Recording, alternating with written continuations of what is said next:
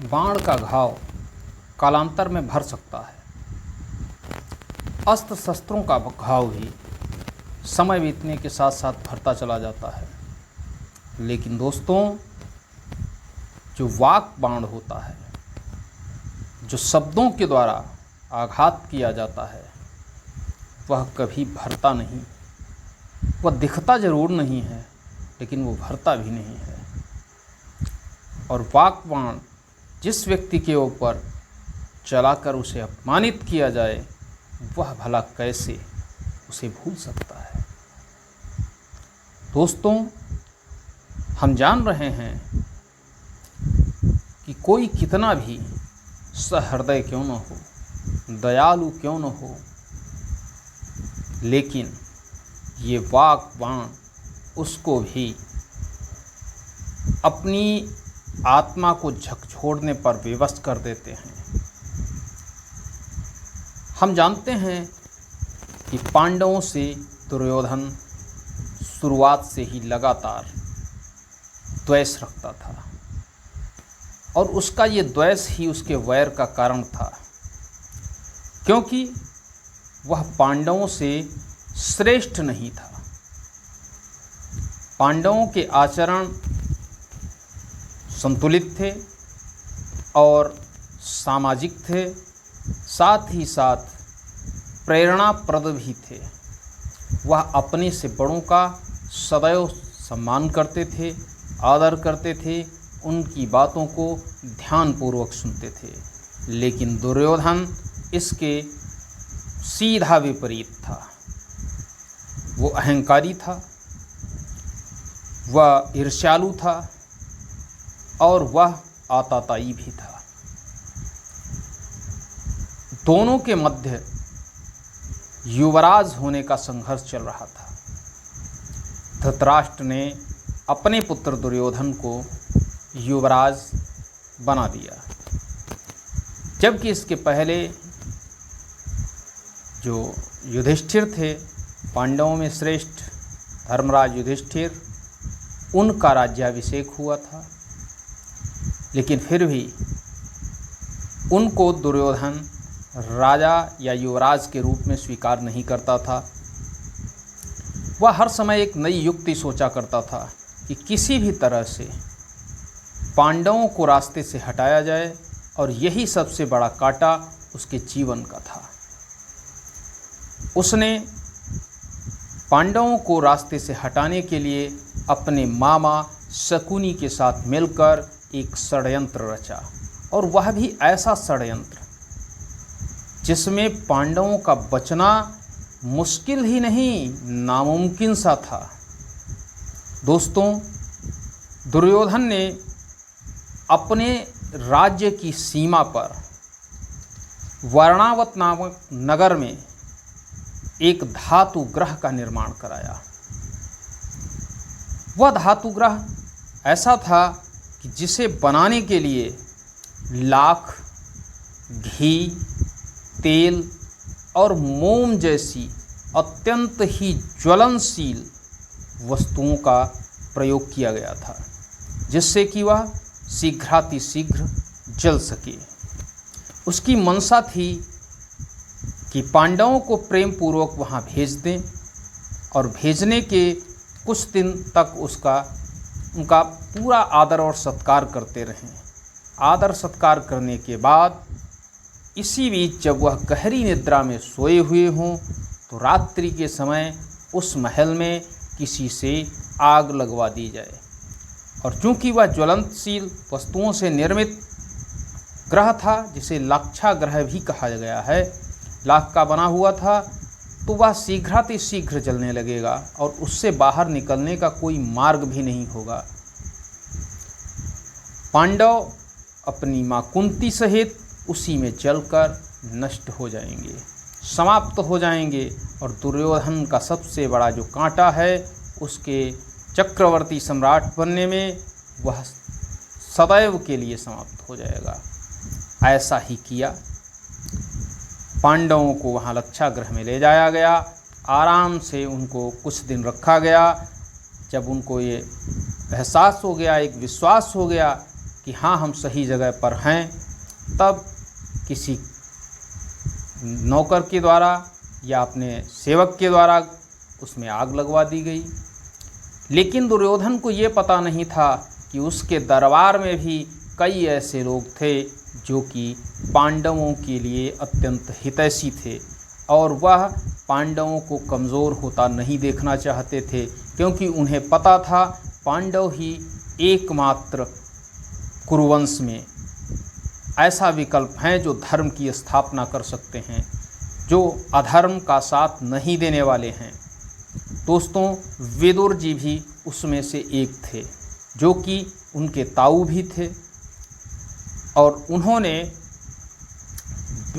ये जब योजना बन रही थी तो उस लक्षागृह के अंदर एक सुरंग का भी निर्माण करवा दिया था, जिसकी भनक दुर्योधन को बिल्कुल भी नहीं थी।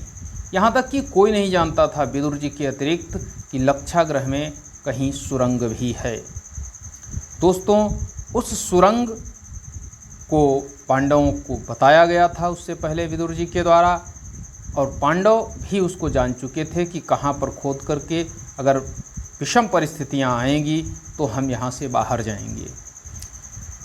विदुर जी की नीति के कारण पांडव लक्षागृह से बाहर निकल गए, लेकिन उसी लक्षागृह में एक भिखारन जिसके 5 पुत्र थे और वह 5 पुत्रों सहित उस लक्षागृह में जलकर राख हो गई।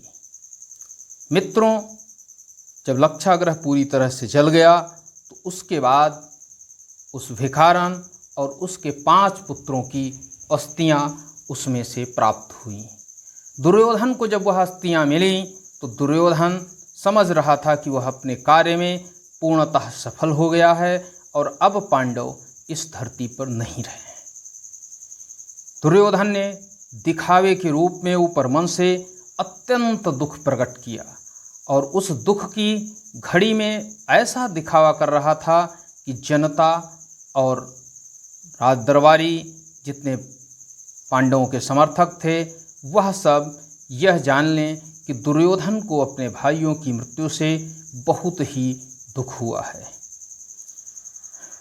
दुर्योधन उन 5 पांडवों को माता कुंती के साथ उनका जो अंतिम संस्कार था वह भी किया और जो भी श्राद्ध वगैरह थी वह भी कर दी गई। श्राद्ध करने के बाद अब दुर्योधन निष्कंटक हो चुका था, क्योंकि उसके सामने कोई भी बाधा नहीं थी और कुरुवंश का वही अगला सम्राट होने वाला था।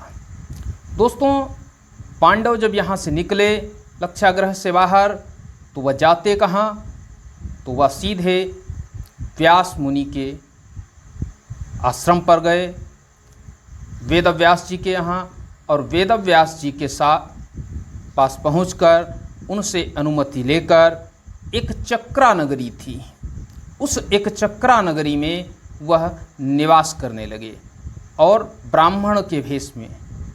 दोस्तों, ब्राह्मण अक्सर ऐसी जगहों पर निवास ही करते थे, ऐसे रहा ही करते थे और सबको तो पूर्ण विश्वास हो चुका था कि पांडव अब इस दुनिया में नहीं हैं, वह स्वर्गवासी हो चुके हैं। धीरे धीरे समय गुजर रहा था। इसी बीच पांचाल देश के राजा द्रुपद की पुत्री द्रौपदी, जिन्हें पांचाली भी कहा जाता है, उनके स्वयंवर की बात उड़ते उड़ते एक चक्रा नगरी में भी पहुंची, जहां उसको 5 पांडवों ने भी सुना। जब ये सुना तो वह भिक्षा मांगने का बहाना करके घर से निकले। माता कुंती घर पर रह गईं, वह उनके लिए भोजन तैयार कर रही थीं और वह जाकर के पांचाल नरेश के यहाँ पहुँचे, जहाँ उन्होंने देखा कि दूर दूर देशों के राजा वहाँ उपस्थित हो रहे हैं और वह राजागण पूरी शान शौकत के साथ वहाँ पर उपस्थित हैं। साथ ही उन्होंने यह भी देखा कि पांचाल नरेश ने एक बहुत ऊंचाई पर एक बांस से बना हुआ एक मछली टांग रखी है और जो मछली एक चक्र की भांति घूम रही है और नीचे एक बड़ा सा जिसको अपने यहाँ परात बोलते हैं या नाद भी कहते हैं, ऐसा एक जलकुंड बना दिया गया जिसमें वह घूमती हुई दिखाई देती थी और उसमें देखकर मछली की आंख पर निशाना साधना था। और पास में ही वह भव्य धनुष रखा हुआ था, बहुत ही विशाल धनुष रखा हुआ था, और उस धनुष को उठाकर उस मछली की आंख को भेदना था। दोस्तों, ये कार्यक्रम जब शुरू हुआ तो सारे राजा एक एक करके धनुष के पास पहुँचे। किसी ने तो धनुष को ही नहीं उठा पाए, किसी ने धनुष को उठाया तो उस पर प्रत्यंचा नहीं चढ़ा सके। इसी तरह से कोई भी ऐसा सूरवीर उसमें नहीं निकला जो उस विशाल धनुष को उठाकर उस पर प्रत्यंचा चढ़ाए और सरसंधान करके मछली की आँख को भेद सके। पांडव भी चूँकि ब्राह्मणों के जो साइड थी, उसमें जो ब्राह्मणों की कतार थी जिसमें ब्राह्मण बैठे हुए थे, वहीं पांचों पांडव भी भेष बदलकर ब्राह्मण रूप में बैठे हुए थे। इधर दुर्योधन भी वहाँ पहुँचा हुआ था और दुर्योधन के साथ उसका मित्र कर्ण भी पहुँचा हुआ था। कर्ण अत्यंत सूरवीर था और वह सब कुछ करने में सक्षम था, क्योंकि उस समय वह एक अद्वितीय योद्धा था। उस समय अर्जुन ही उसकी बराबरी करते थे, दूसरा कोई उसकी बराबरी करने वाला नहीं था। उसी सभा में भगवान श्री कृष्ण भी दाऊ के साथ पहुँचे थे। दोस्तों, भगवान श्री कृष्ण और दाऊ ने उस धनुष को इसलिए नहीं उठाया क्योंकि पांचाल नरेश से भी उनका एक रिश्ता था, और उस रिश्ते के बारे में भी हम आपको बताएंगे। इसीलिए द्रौपदी भगवान श्री कृष्ण को अपना भाई कहती थी, और उन्होंने भी जब समय आया तो भाई का फर्ज निभाया। इसकी भी कहानी हम आगे आपको बताएंगे। दोस्तों, जब कोई राजा उस धनुष को उठा नहीं सका या उठा सका तो प्रत्यंचा नहीं चढ़ा सका, तो ऐसे में दुर्योधन ने कर्ण से कहा कि कर्ण जाइए मित्र और धनुष उठाकर लक्ष्य का भेदन करिए और द्रौपदी का वरण हम अपने साथ करें। अब मित्र का आदेश था और मित्र का आदेश कर्ण कैसे टाल सकता था। कर्ण उठा और पहुंचा। ज्यों ही कर्ण उस धनुष के पास पहुंचा, धनुष को प्रणाम करके सहज भाव से ही उसने धनुष को उठा लिया और उठाकर उस पर प्रत्यंचा चढ़ाई। प्रत्यंचा चढ़ाने के बाद उस पर सर रखा और सर संधान करना प्रारंभ किया। ज्यों ही उसको ऐसे ही उसको पूरी सभा देख रही थी और सभा के मध्य यह स्वर गूंजने लगा था कि कर्ण अभी इसका मछली का लक्ष्य बना देगा और इसको भेद देगा। उसके बाद पांचाली का विवाह कर्ण के साथ होगा। इसी बीच कर्ण के बारे में पांचाली ने अपनी दासी से पूछा तो दासी ने बताया कि ये अंगराज कर्ण हैं, ये दासी पुत्र सूत पुत्र हैं, और सूत पुत्र होने के कारण ज्यों ही पांचाली के कानों में ये शब्द पड़ा, पांचाली ने उठकर इस बात का विरोध किया कि वह छत्राणी हैं और किसी सूत पुत्र के साथ विवाह नहीं कर सकती। ज्यों ही पांचाली ने मना किया, कर्ण की भुजाएं वहीं पर रुक गईं। ये घोर अपमान था। भरी सभा में जो क्षत्रिय राजा नहीं कर पाए थे, उससे भी बेहतर करके दिखाया था कर्ण ने। लेकिन फिर भी पांचाली उसको सूत पुत्र कहकर अपमानित कर रही थी। हालांकि उस अपमान को कर्ण ने दर्शाने नहीं दिया और एक मधुर मुस्कान के साथ धनुष को उसी स्थान पर रखकर वह अपने स्थान पर बैठ गए जाकर। जब वहाँ कोई नहीं था धनुष उठाने वाला, तो इसी बीच भगवान कृष्ण का इशारा पाकर अर्जुन ब्राह्मणों की सभा से उठे और आकर उन्होंने धनुष को उठाया और धनुष की प्रत्यंचा चढ़ाकर मछली की आँख का लक्ष्य रखकर उसकी आँख भेद दी और पांचाली के साथ उनका विवाह हो गया। जब पांचाली के साथ उनका विवाह हो गया और वह पांचाली को लेकर जाने वाले थे, तभी अन्य राजाओं ने उन्हें रोक लिया। कारण ये था कि कोई भी क्षत्रिय राजा ये स्वीकार नहीं कर सकता था कि भरी सभा के अंदर क्षत्रिय राजाओं के सामने कोई ब्राह्मण किसी कन्या का वरण करके ले जा सके। जब ऐसी स्थिति उत्पन्न हुई तो भगवान श्री कृष्ण और दाऊ ने वहाँ पर अन्य राजाओं को शांत रहने के लिए कहा और कहा, यदि कोई इन ब्राह्मण कुमारों के पीछे जाएगा तो उसे पहले हम दोनों से युद्ध करना होगा। लेकिन फिर भी कर्ण अर्जुन को ललकार उठा, क्योंकि दुर्योधन ने कहा कि एक बार प्रयत्न करने में क्या जाता है। जब अर्जुन ने देखा कि कर्ण उसको ललकार रहा है तो अर्जुन को पता चल गया कि कर्ण कुछ भी कर सकता है, वह बहुत बलवान है। और ज्यों ही कर्ण ने अपना धनुष ऊपर उठाया, अर्जुन ने घूमकर ऐसा तीर मारा कि कर्ण का धनुष कट गया। ज्यों ही कर्ण का धनुष कट गया तो धनुष कटते ही कर्ण को भी एहसास हो गया और उसने कहा कि धन्य हो ब्राह्मण कुमार, मेरा धनुष काटने वाले विष्णु, इंद्र या इंद्रपुत्र अर्जुन के अतिरिक्त इस धरती पर कोई नहीं है जो मेरे धनुष की प्रत्यंचा को काट सके। और आपने मेरी प्रत्यंचा काट दी है, जरूर आप या तो इंद्र होंगे या विष्णु होंगे, मैं आपको नमन करता हूँ। तो अर्जुन ने कहा, ना ही मैं इंद्र हूँ ना ही मैं विष्णु हूँ, मैं तो केवल ब्राह्मण कुमार हूँ। अब जब उन्होंने ब्राह्मण कुमार कहा, कर्ण ब्राह्मणों की बहुत ज़्यादा इज्जत करता था, क्योंकि वो जानता था कि ब्राह्मणों को नाराज़ करके कोई भी व्यक्ति सुख चैन से नहीं रह सकता है, क्योंकि इससे पहले ही उसे ब्राह्मणों से 2 श्राप मिल चुके थे जो कि उसकी मृत्यु का कारण बनने वाले थे। अतः कर्ण स्वाभाविक शांत हो जाता है और अर्जुन को एक ब्राह्मण कुमार समझकर उस दिन युद्ध नहीं करता है। दोस्तों, इस बीच पांचाली को लेकर जब पहुंचते हैं वो अर्जुन अपनी कुटिया पर, जहाँ की माता कुंती बैठी हुई हैं जो भोजन बना रही थीं, तो वह अत्यंत प्रसन्न मुद्रा में माता कुंती को आवाज़ देते हुए कहते हैं, माता माता देखिए आज मैं क्या चीज़ लेकर आया हूँ, एक नई वस्तु लेकर आया हूँ।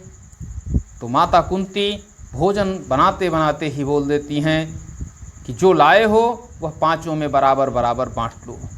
दोस्तों, ब्याह कर अर्जुन लाए थे, लेकिन माँ के आदेश की वजह से पांचाली को 5 भाइयों के साथ विवाह करना पड़ा और वह 5 की पत्नियों के रूप में, उन्हें 5 को पतियों के रूप में स्वीकार करना पड़ा।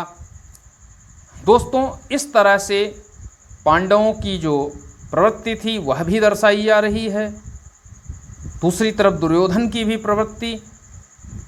अब कर्ण की इसमें कोई गलती नहीं थी, लेकिन फिर भी भरी सभा में कर्ण को अपमानित होना पड़ा और यह अपमान का घूंट कर्ण बर्दाश्त नहीं कर पा रहा था। लेकिन वो कर भी क्या सकता था, क्योंकि यदि वह इस घूंट को बर्दाश्त नहीं करता तो स्वाभाविक था कि उसका अपना जो व्यक्तित्व था वह प्रभावित होता। लेकिन वह अंदर ही अंदर ये अपमान उसे कचोटते रहते थे। ये विधना का एक विधान था। दोस्तों, कर्ण महाभारत का कारण बनने वाला था, क्योंकि कर्ण के बिना दुर्योधन की इतनी औकात नहीं थी कि वो पांडवों से युद्ध जीत सके। कर्ण के बल पर ही दुर्योधन पांडवों के खिलाफ लगातार षड्यंत्र रच रहा था और अंत तो गत्वा कर्ण को ही महाभारत का कारण बनाया गया। और जब तक कर्ण जीवित रहा, दुर्योधन ने कभी अपनी हार नहीं मानी। लेकिन जिस दिन कर्ण युद्ध में अर्जुन के हाथों वीर गति को प्राप्त हुए, दूसरे ही दिन दुर्योधन छुपकर कायरों की भांति सरोवर में जा छिपा। इतने अद्भुत थे कर्ण, लेकिन उनका जीवन भाग्य ने किस तरह बदला ये तो आप लगातार देख ही रहे हैं। अगले दिन हम अगले इस वीडियो में हम आपको बताएंगे कि जो सभा हुई जिसमें चीरहरण हुआ उसमें कर्ण का क्या योगदान था। दोस्तों उसे भी ज़रूर सुने, वीडियो को लाइक करें, चैनल को सब्सक्राइब करें और कमेंट करें। अगर हमसे कोई गलती होती है हमारे कहने में, हमारी भाषा में, तो कृपया ज़रूर हमें बताएं। और आप लोगों के कमेंट जब हमें मिलते रहते हैं तो स्वाभाविक है अपनी भाषा, अपनी अभिव्यक्ति को हमें सुधारने का अवसर मिलता है। इसी के साथ मैं वाणी को विराम देता हूँ। आज मिलते हैं अगले वीडियो में, तब तक के लिए जय हिंद, जय भारत, नमस्कार मित्रों।